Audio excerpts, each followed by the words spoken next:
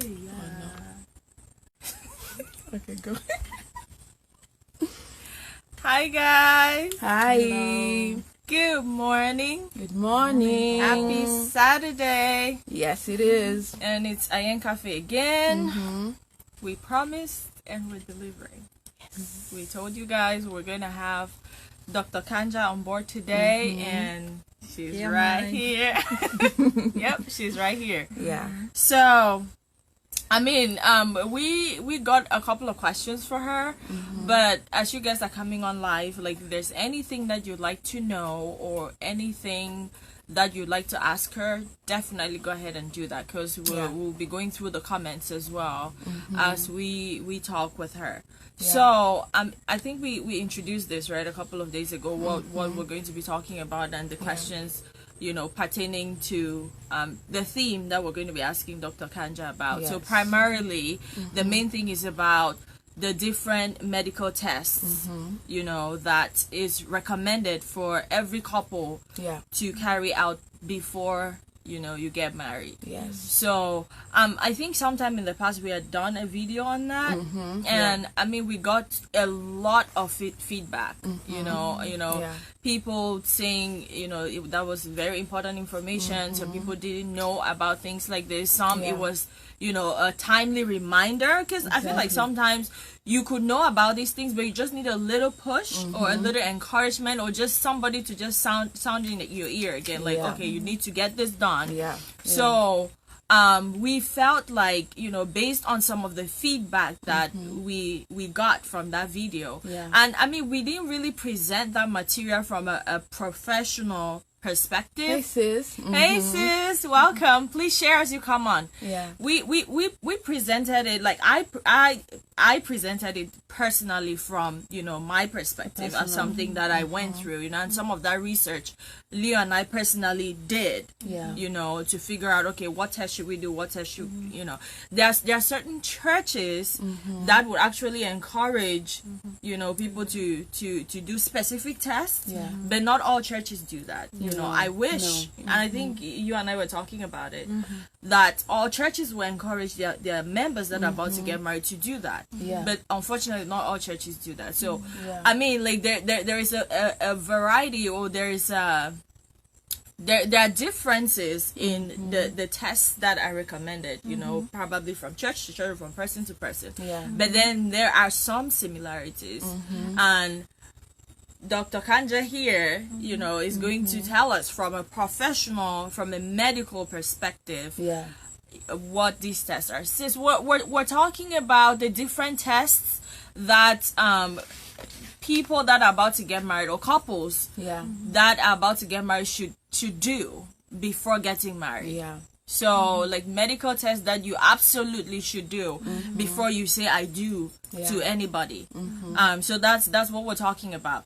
So we're going to start off with just having Dr. Kanja introduce herself. I'm sure people are curious, like, who are you, and things like that. So just go ahead and introduce yourself. Right.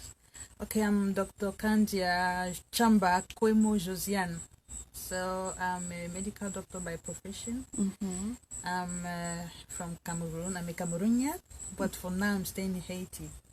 So I'm visiting you people this time around. So and I'm married, and I'm having 2 children, 2 boys. So I've been working now for like 7 years as a medical doctor, as general practitioner. Okay. We told you she has a lot of experience. she just told you herself. Okay, so tell us, what's your typical day like, as a medical doctor? Like, what is it that you do? All right. Like, explain it to somebody that doesn't really know much about medicine, like in layman terms. What do you do on a typical day? Okay, so normally when we come in the morning, we have a staff meeting with the other colleagues and nurses, and after that we do general rounds, that is to go and see patients who are hospitalized. In normally we see all the wards, depending on the number of doctors that we have in the hospital. We divide ourselves to like 2 to 3 wards, and we see how the patient has slept in the night, if there's any problem to take care of, or Then after the rounds, you go for outpatient consultation. Yeah, so there we see all the patients that are there. You order for tests, and then you read them back with the results, and then basically that's the normal day. So at times you can have some cases of small surgeries. Maybe wounds, or maybe we do have some.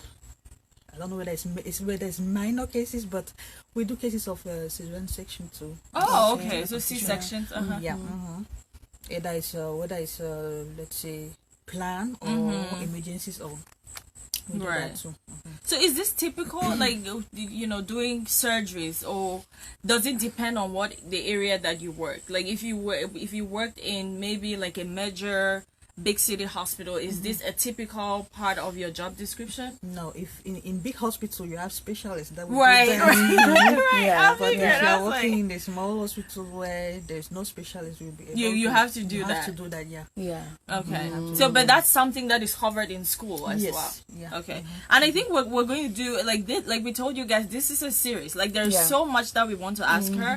So we'll do another video on the education piece of it, because I know that's something that a lot of people want to know as well. Like, you have a lot of people on our platform that maybe are interested in medicine or are interested in the health sciences and just don't know how to go about it. So we'll do a video on that. But back to to what you do and what your what your career is. Why did you decide to get into medicine? Okay, I'm sure you've heard that question a lot. My history is a bit funny, because when I was still young, let's say in primary school, I wanted to be a veterinary doctor. Oh wow! You love animals like that? I love animals. I spent time with them. Sorry. So I was passionate with animals, let's say so. So, but when I was a bit older, and when I gave my life to Jesus, I just thought that human beings are more important than animals. So it's better to take care of human beings, take care of animals. So that was my plan. That's how I discovered myself in the field. But you knew, like, one underlying factor was you wanted to take care of people. Yeah, that was it. Wow. And I feel like anybody that has met you, like, even for a few hours, and like there's just that warmth that you have, and just that caring personality, like, you can't even help it. So I definitely see how this is something that God definitely guided you towards. Okay, so what do you hope to see, with your experience in medicine? Like, what's that one thing that is kind of like a burning desire in your heart that you would like to see maybe change or improve in the field of medicine? So my point is, we know in Africa in particular, we don't have much specialists, and most of the time in some areas, the care is not what it should be, exactly. So my point is, as long as somebody has a knowledge, it's important to share it with other people, especially nurses that at times are just alone with the patients, and they have to do something, Right. So improve the skills of any person in the medical field, because at times you see let's say a medical center with no medical doctor. Actually, that's true. But patients are coming there, so they should have the basic skills to be able to take care or to transfer patients, in case they are not able to handle the situation of the patient in their center. So that is one of my main goal, let's say. So like more resources, more training too. That definitely, it makes a lot of sense. That makes a lot of sense, because there is a lack of that. There is, and I think it's also all connected to some, and it affects access. Which is a big part of it. Like you hear of cases where women go through their entire 9 months of pregnancy without any care. Prenatal care, yeah. You remember the case of Monique Kumate in Cameroon, and she ended up losing her life, and she was pregnant with twins, I think. Oh wow. So I feel like that is a very, very important point. And like I said, connecting to access, like there's just so much that can be done to improve not just this training, but just making sure that there's available resources. Exactly. There's available resources, because people have a lot of needs back home, especially in terms of primary care. And then once primary care is not there, like you have people that maybe have conditions that could have been easily treated if they sought medical care earlier on, but because they did not, these conditions end up getting worse. And then cases where people are dying, or maybe becoming debilitated and things like that. So that's definitely a very important point. It is, yeah. All right, so circling back to our topic for today, we had to get to know the doctor. And so back to our topic for today, what would you recommend in terms of medical tests, for people to carry, for couples to carry out before marriage? So maybe before talking about that, we'll say, what is it important? Why is it important? That's a good point. That's true. For the couple to do those to do tests. that. So the first point is that for the health of the couple itself, because some of those tests permit to roll out some, that is, sexually transmitted diseases, some infections that could be well handled if it is detected in time. So for the well-being of the couple, it's important to do some of those tests. And then on the second part is for the health of the future children we are planning to have, because actually some of those diseases can be transmitted from the mother to the kid. So it's important to know about it, whether there are some precautions for you to take, or if you are okay, that is fine. So that's the two main reasons why a couple should do those screenings. And I feel like another key point is just even transparency in the relationship. So that nobody's blindsided. It's like, this is my paper, this is your paper. Let's all make sure. And I mean, like the last video that we did, I think somebody asked a very important question. What if the couple is okay with whatever medical condition it is that they I'm like, at least they're making an informed decision. They're making an informed decision. Like what does the Bible say? The Bible says, my people perish because of lack of knowledge. For lack of knowledge. So if there is that transparency at the beginning of it all, nobody's blindsided. You both are better prepared, just like Dr. Kanja has said.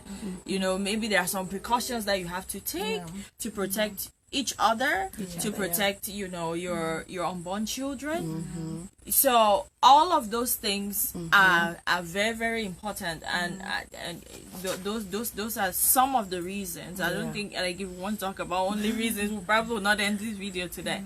It's like a resume. Like it's like applying for a job. when we learn how to drive, we have to take some tests.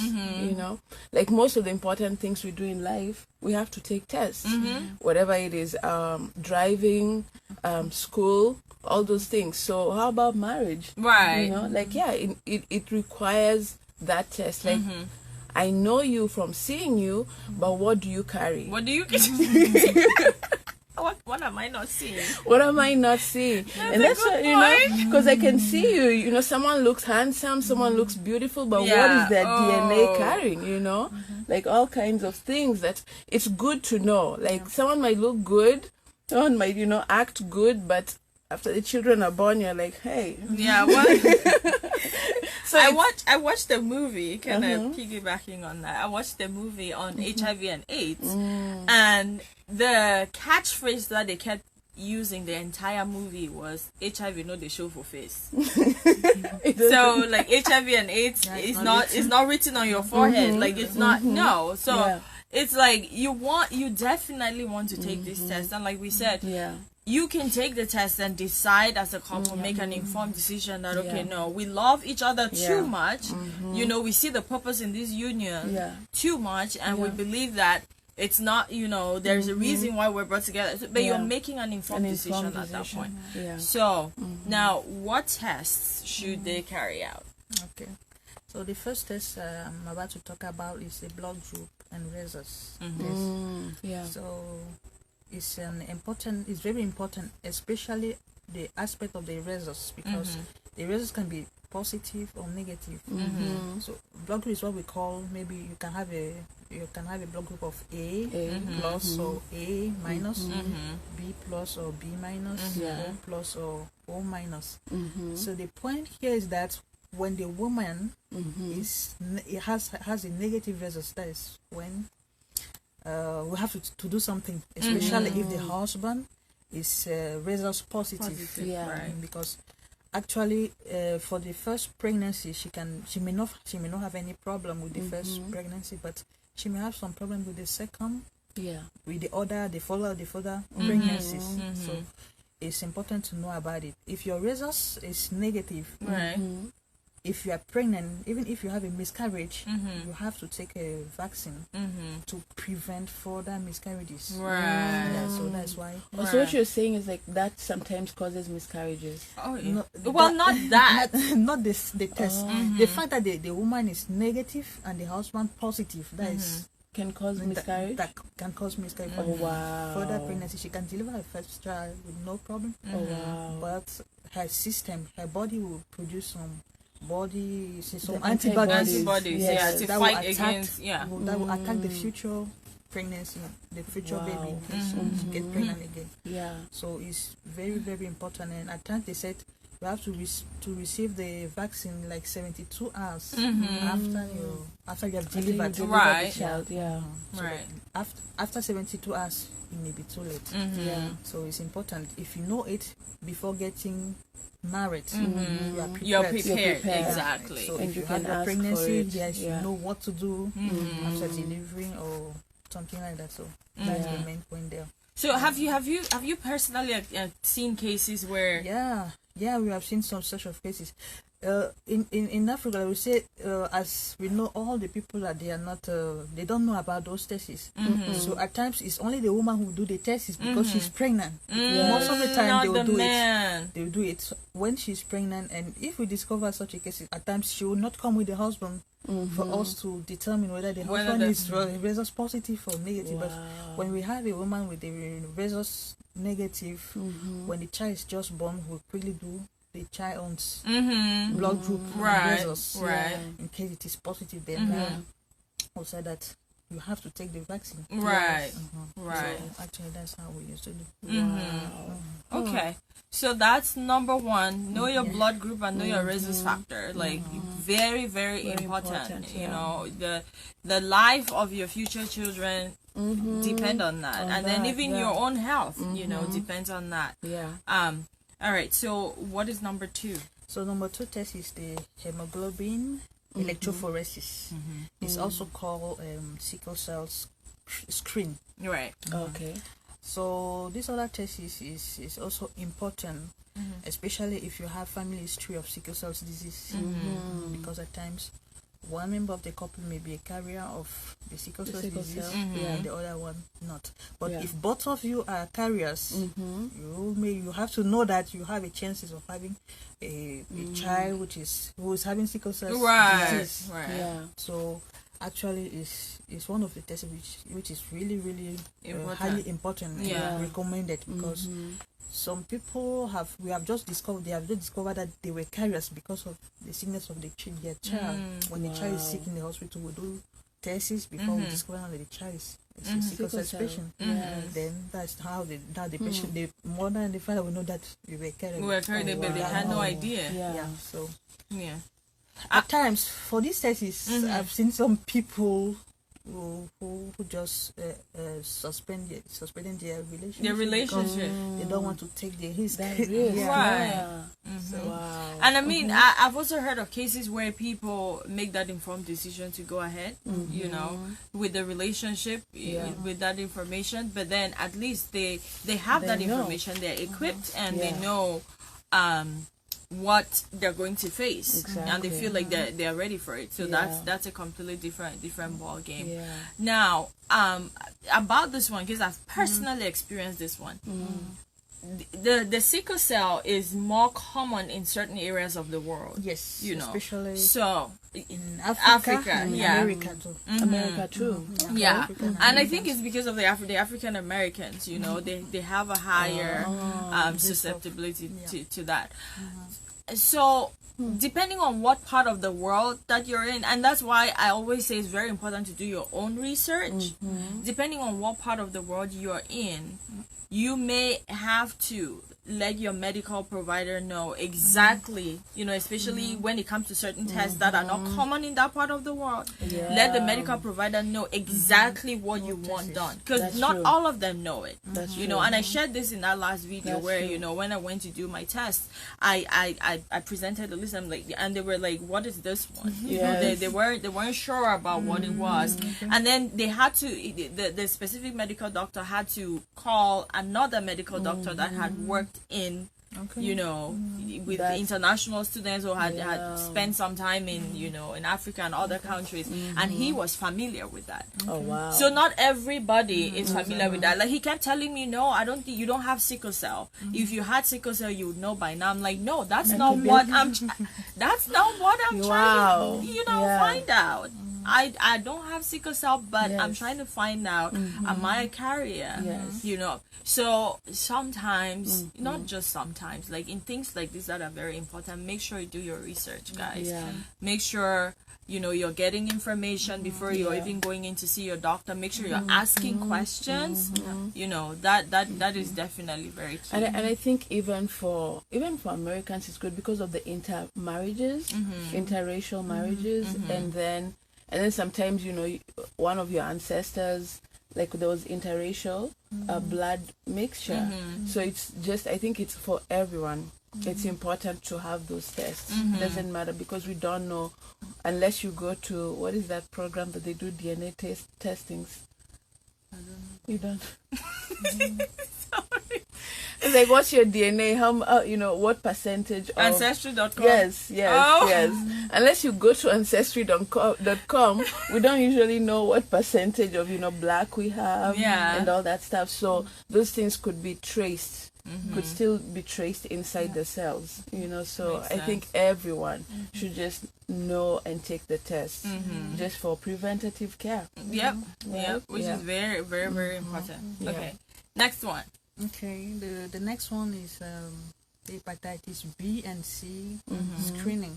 Okay. So actually, up to now, there is no prevention for hepatitis C. That's vaccine. We don't give vaccine for that. But for hepatitis B, if you are found out to be negative, you can take your vaccine. Okay. Actually, so the point here is that if the woman is negative, let's say one of the couple is negative and the other one positive. There is a risk that she will transmit the viral infection to the spouse. To the spouse first. The spouse, because it's like a sexually transmitted disease too. Then, is that the only way it's transmitted? It's mostly the viral.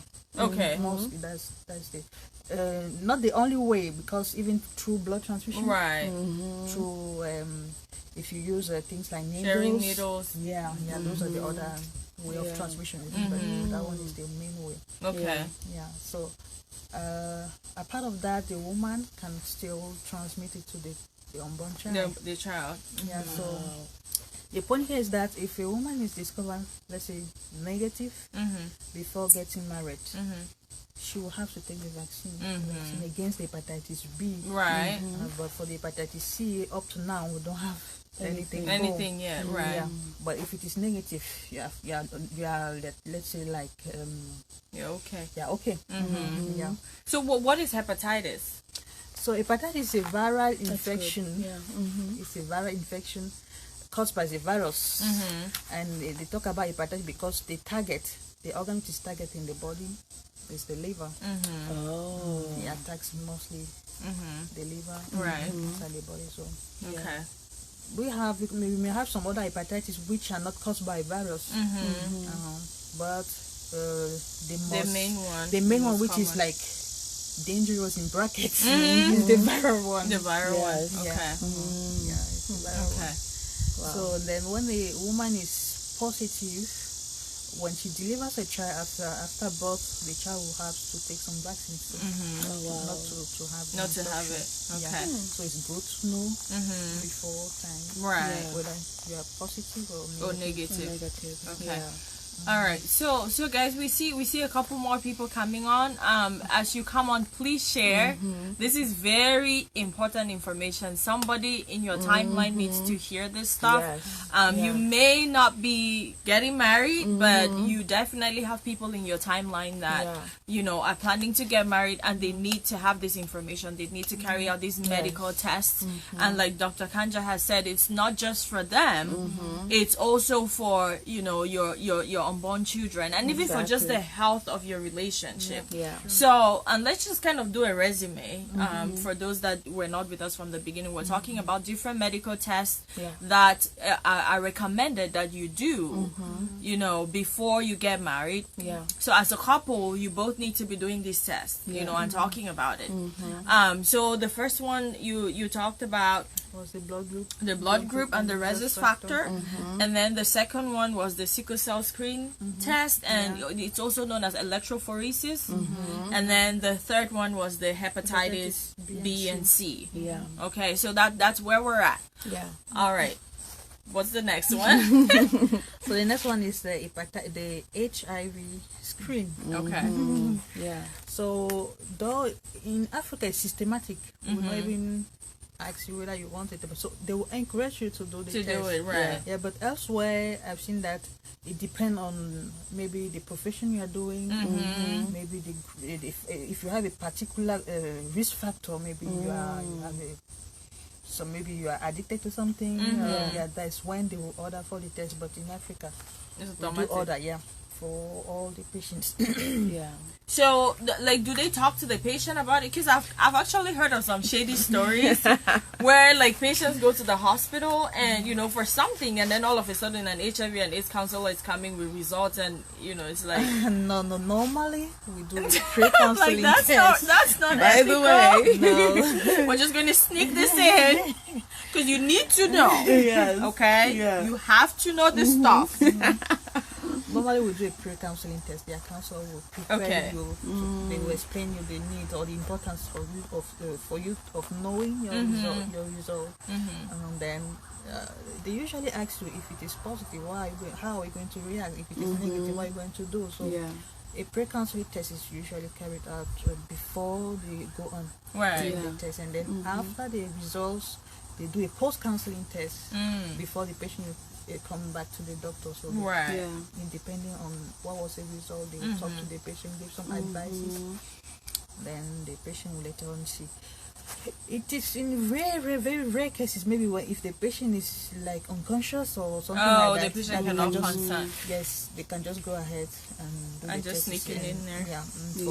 Maybe for kids or children, they will take the consent from the parents before going for the test. So usually that is how we do. Okay. So I've wondered about this sometimes in terms of the results. If the patient is unconscious and you guys go ahead and you do the test and they're positive, do you tell the parent? That would depend. It will be case by case. Actually, it will be case by case. If the patient is married or not, or something like that. At times, there are some patients that actually before, let's say, getting to the unconscious point, they know their status, and maybe they don't want the relatives to know about. But if the patient clearly said that they don't want the relatives to know about, we don't have the right to talk about the results to the. Because I feel like that's a little bit dicey, like the whole I mean, like, it's done here too quite a bit, you know, like, if you're not conscious and it's an emergent procedure, and then if that's a test where they need to use to maybe diagnose you to figure out what is going on, they'll go ahead and assume consent, or they get like a next of kin and things like that. But then, like, in terms of disclosing the results, what rules apply there? I think the main point here is to take care of the patient. They want to know the results, to know what to do for the sake of the patient. For the sake of the patient. They will not really focus on maybe explaining everything to the family or disclosing all the results. Yeah, so the main point is to know what to do, what medications to give, or what options they have. So okay, that's a good one. So HIV and AIDS screening for sure. Okay, so what is, I mean, like, I feel like most people know what HIV and AIDS is, but it's not also good to assume. It's not good to assume. So what is HIV and AIDS? So HIV is a viral infection caused by a virus. Of course, married people, well, viruses. Yeah, and you're good. So it's a let's say it's having many ways of transmission, and the main way is still the sexual part of it, the sexual transmission, and also it can be transmitted through blood contact. There is blood transfusion or sharing of needle or shaped materials, and the mother can also transmit it to the child. The child. So basically, that is it. We talk about AIDS when the person who is infected actually start to manifest some signs and symptoms of immune deficiency. Because you can be having the virus without having any problem. They will not say that you have AIDS. Right. You just HIV. You have the HIV infection, but you are not yet at the point of having AIDS. So AIDS is when the virus have stayed for quite a time in your system, and it starts manifesting. By having some signs, symptoms. Okay. So why should a couple want to know each other's HIV and AIDS status? It's important because if both of you are negative, you make all kind of things possible not to have it. Yes, you take all your precautions not to be infected. Exactly. Yeah. So that's the main point. So, but otherwise, if one person in the couple is infected, there are some, let's say, precautions that you also have to take not to infect the other person of the other spouse. Have you seen cases like this? Really? Okay. Yeah, sure. Where they both find out that one person is infected and they choose to go ahead? It was not in the premarital kind of screening. So both so they found out after they got married. Yes. I'm not sure I've seen the cases where the other was not in the premarital screening, but they were already married. And then it was found out that one member of the couple was negative and the other one was positive. And when it's like that, we give some advice. It's not for the person who is infected not to infect the other person. Okay. So I mean, I've heard also not heard. I've also read about this where the mom can be positive, but then certain measures can be taken when she gets pregnant to make sure that the child is not infected. So how does that work? Like, is it a medication that they give the mom, or is it? Yeah, in Africa, they usually give medications. So when the patient is just diagnosed, they go ahead and start to give her some medication that will reduce the level of virus inside the blood. So that, and then some other precaution may be taken during delivery. So that, because through fluids, vaginal fluids, the baby can also be infected. So some precaution during delivery, and then after delivery too, there are some drugs that she take for some times, depending on if you like to breastfeed the child or she will not like to breastfeed the child. So basically, that is what we also do. So, and this is like part of my curiosity of it, but then I'm thinking that there could be, you know, somebody that will be interested in learning about this as well. So what kind of precautions are taken during delivery? Like if it's about to be a vaginal birth, like there's only so much you can do to stop it. Like that baby is ready to come. What precautions are taken to? And now it depends on whether the patient, the woman was taking medication before coming to deliver or not.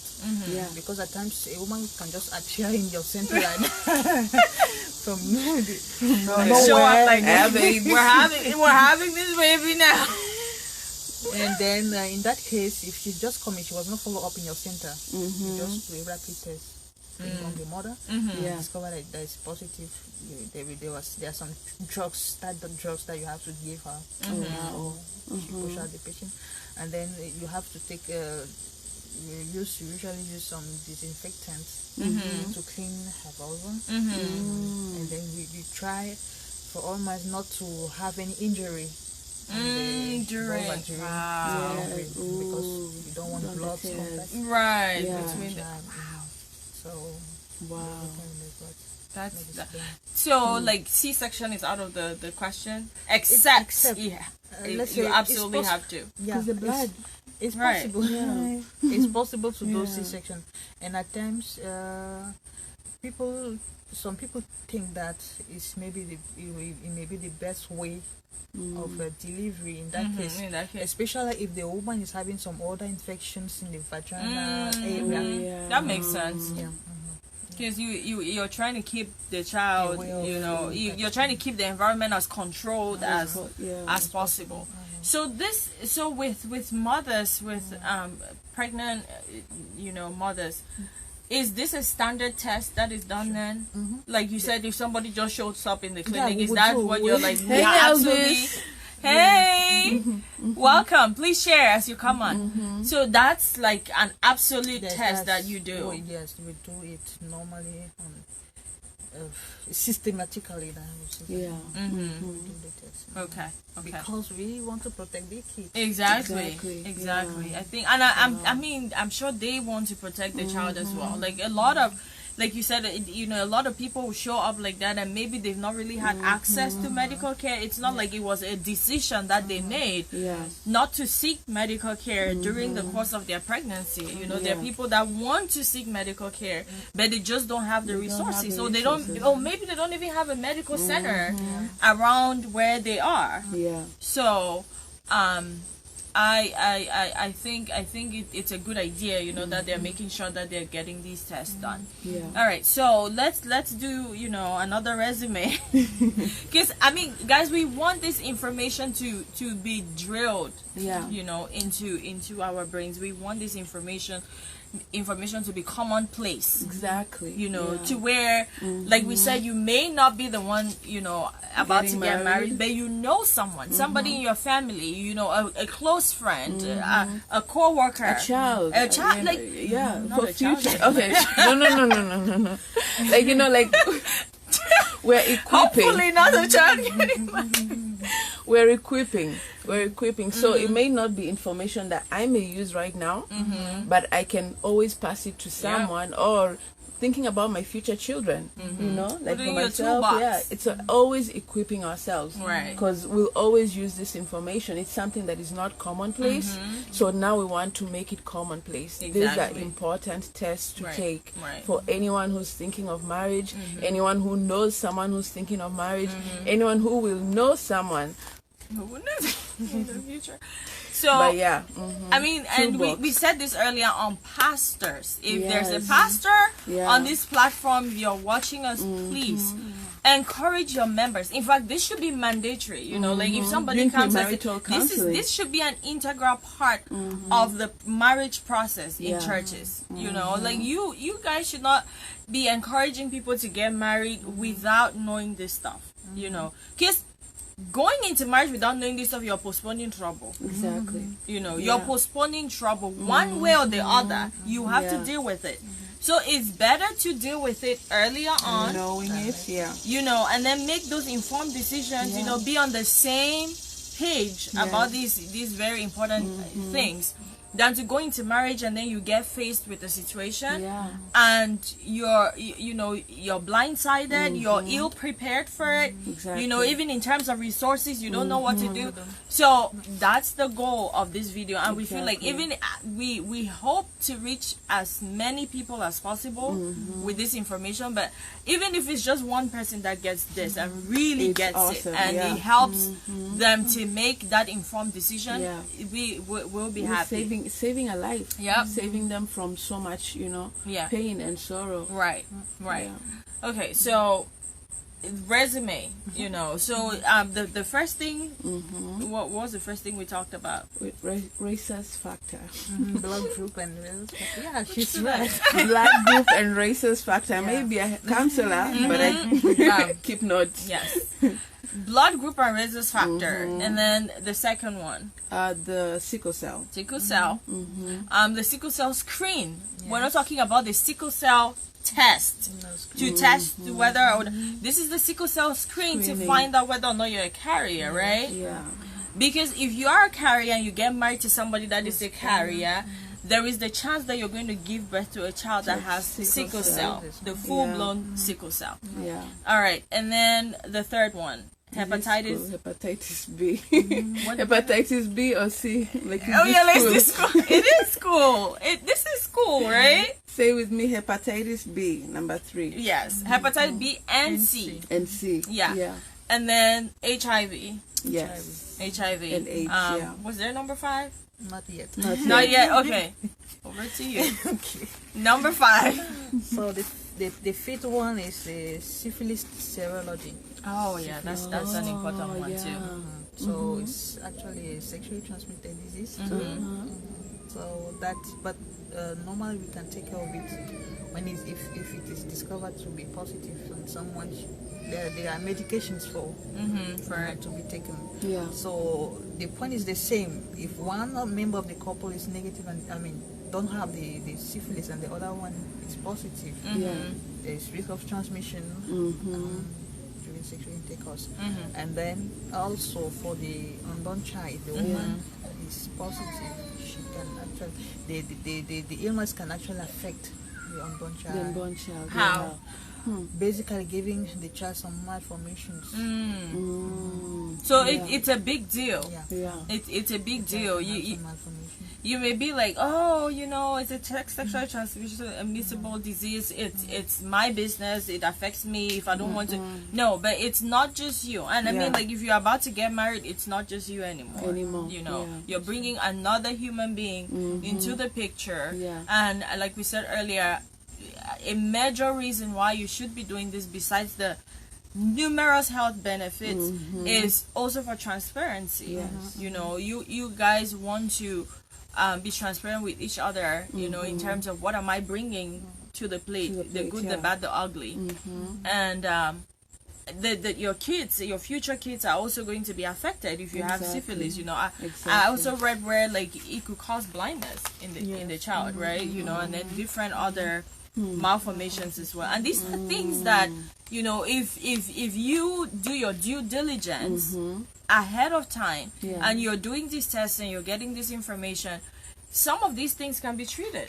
You know, some of these, like she said, with syphilis, there's medication. With the blood group, the rhesus factor, there's the here in the US they call it the ROGAM injection. You know, so there is solutions, you know, to some of these issues.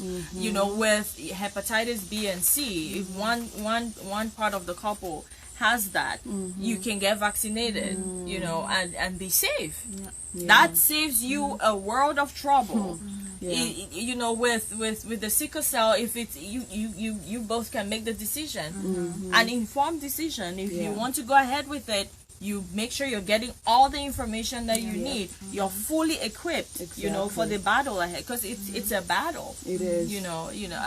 I mean, like, I thought that I knew about sickle cell, but then, like, being on Facebook and having friends that are sickle cell warriors has opened me to a world of knowledge, of more information on this disease, and you know, just how much of a battle it is, you know, to those that are going through it. So being equipped, the importance of having the right information, the right knowledge, and being equipped, you know, before marriage when it comes to some of these situations or some of these illnesses, we can't even overemphasize it. Exactly. You know. Yeah. So still talking about syphilis. It was also discovered that it's one of the main causes of infertility too. In women. Yeah. So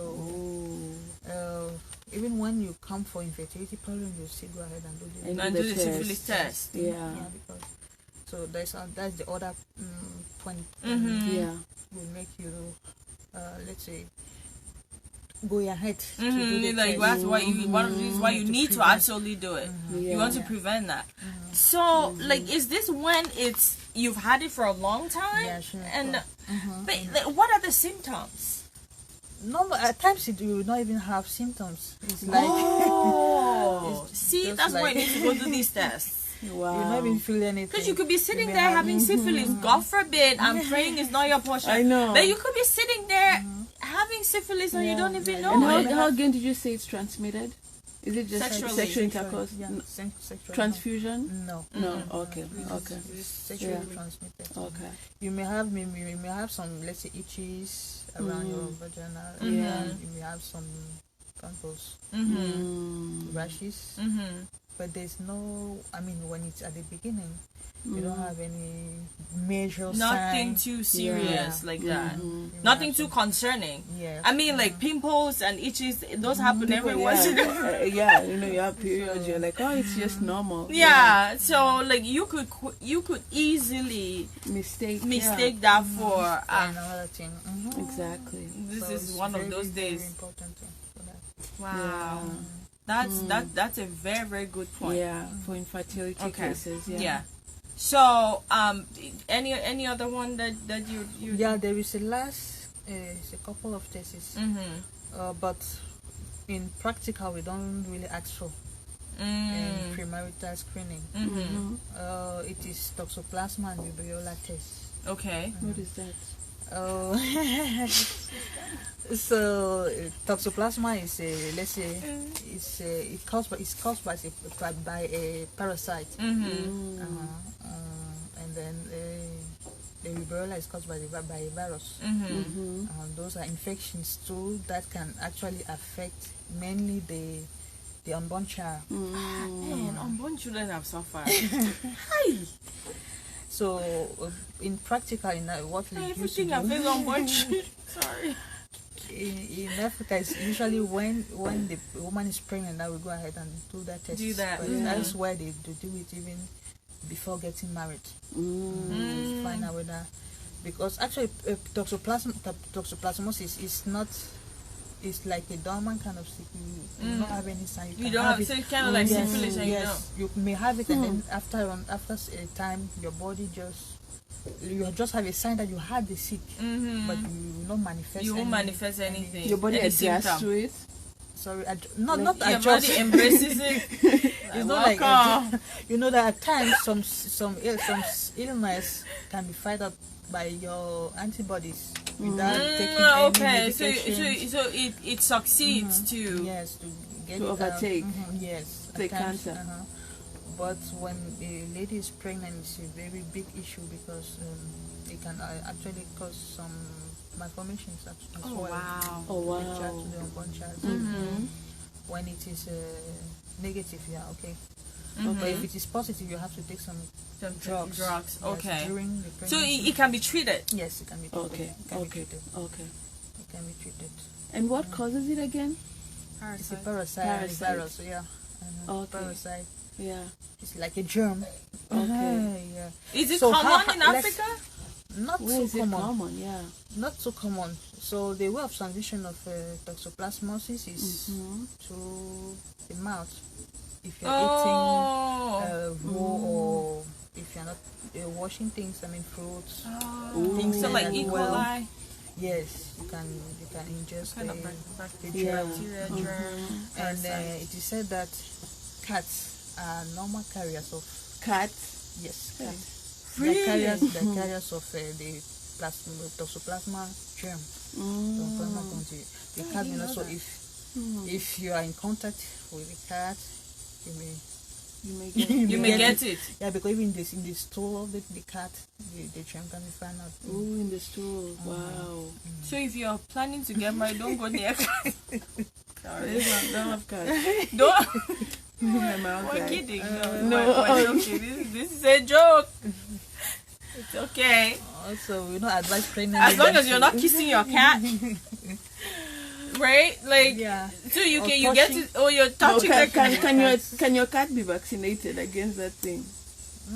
That's a good question. I've not heard of some. Because people have pets, you know, and you might not know. I don't really know. I don't know, maybe a veterinarian doctor could have also that you became a veterinarian now. I should have You should have taken that. You would have let us know like this.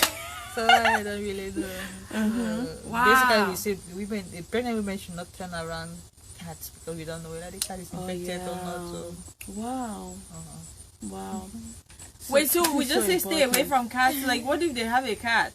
I mean, I think that's now it's the information we've known, because people who have cats may not have known this. Right. So I think now it's just being proactive, either going to your veterinary, finding out if the cat has the parasite, or being tested because you've been around the cat if it's a pet. Yeah. Guys, if you're coming on new, the topic is not cats. Hey Yaje, hey sis, welcome. Please share as you come on. So the topic is not cats. We're talking about the different tests that you need to carry out if you're planning to get married. Exactly. You know, these are tests that you absolutely as a couple need to be carrying out. And we have Dr. Kanja here in the house, and she's been just giving us so much valuable information. And I mean, when we start to wrap up the video and everything, we will do kind of like a resume of all the tests that she mentioned. I think so far we have 6. Oh, okay, we have 6. Okay, so do we have more? No. That's okay. So resume again for those that are just joining us, and please share the video, guys. Like, this is very, very important information. We did a video like this in the past, and we got a lot of feedback from people who said they were either hearing this stuff for the first time, or there were parts of it that was new to them, or they know of somebody that needs this information. Because like we said, you may not be the one getting married, but you could know somebody that is getting married, or somebody in your timeline may be engaged, or they're planning to get married. And so just share, please share as you come on.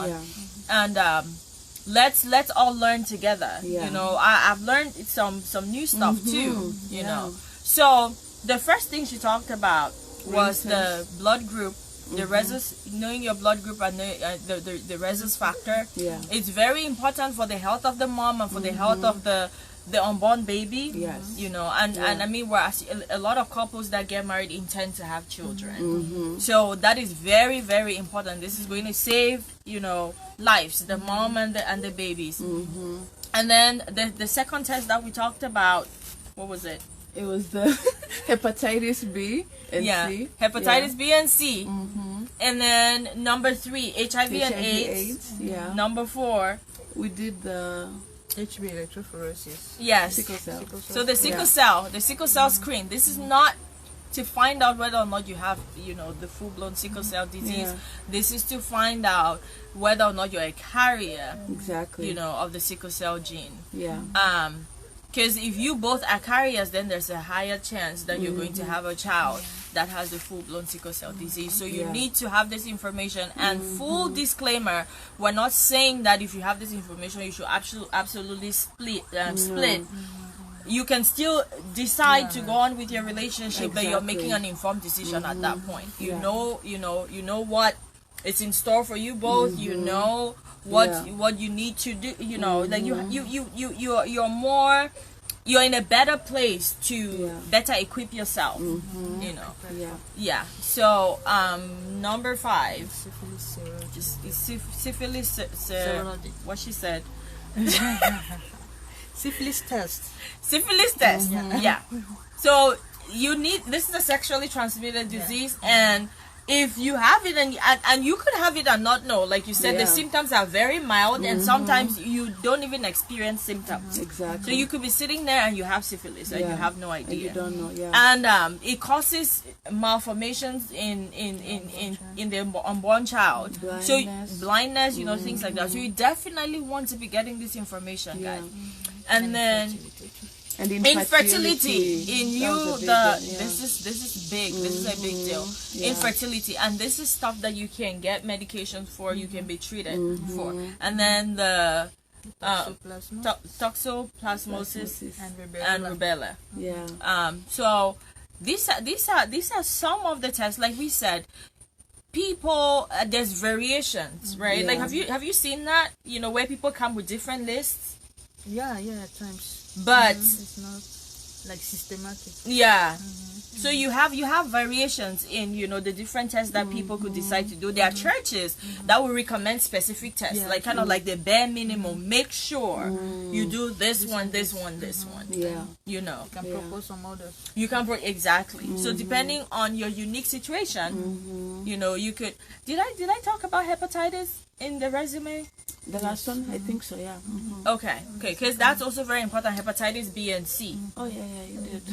I did. Okay, so hepatitis B and C, that's also very important. So guys, I mean, this is the information that we wanted to present, and we hope. I had a question. Yeah. Before we finish, what about things like Down syndrome? Or like, can people test for those kind of things? Yeah, it's possible to be tested, especially if you have a family history. Okay. Of those kind of diseases you can go on. Okay. But it's not a part of premarital, right? Okay. Right. I mean, like you probably need to have like certain risk factors.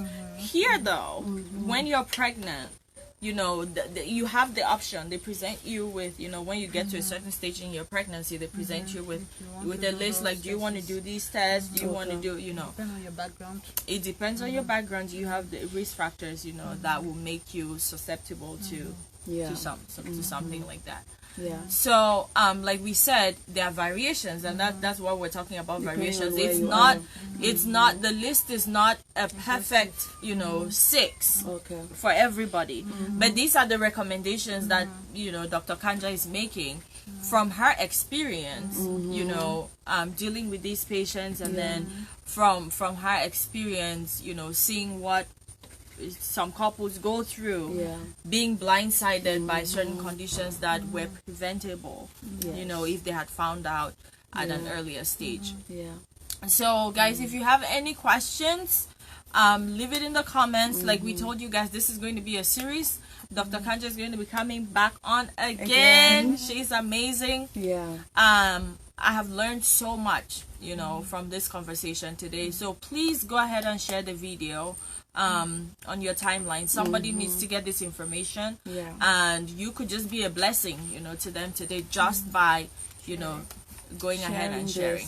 So if you have any more questions, and it could be follow-up questions to some of the things that she has talked about, like she's covered so much today, so it could be follow-up questions to some of the things that she has talked about. Definitely leave comments. You know, you can inbox us if it's something private. You know, you can definitely do that. Or if you have somebody in your life that is going through something medically, you know, we're not talking about maybe you're looking for a diagnosis. No, or you're concerned. You're just concerned about having something. Miscarriages, or because that's something new I learned. You know, miscarriages can be caused by some of these things if we don't know, or even infertility. So it could just be, it's helpful. It's helpful to pass the information along. Definitely. So guys, thank you so much for joining us. Part 2 is coming up next Saturday. So part 2, we're going to be talking, I mean the education piece of it could also be good. But we'll confirm with you guys, like we always do.